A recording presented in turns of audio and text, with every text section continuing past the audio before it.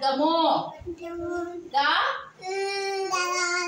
చ చ చిత్రము జ జ ట ఠ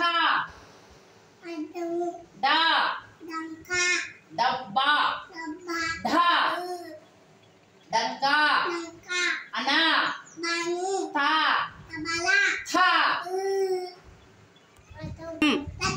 ద దండ ధ ధనసు ధనసు ఎవరు ఇస్తారు? శ్రీరామచంద్రుడు ధనసు విడిసి విల్లు విడిసి సీతాదేవిని పెళ్లి చేసుకుంటాడు. నా పా పా బా బా బల్లుకము మా యా రా రంభము లా వా షే షా సా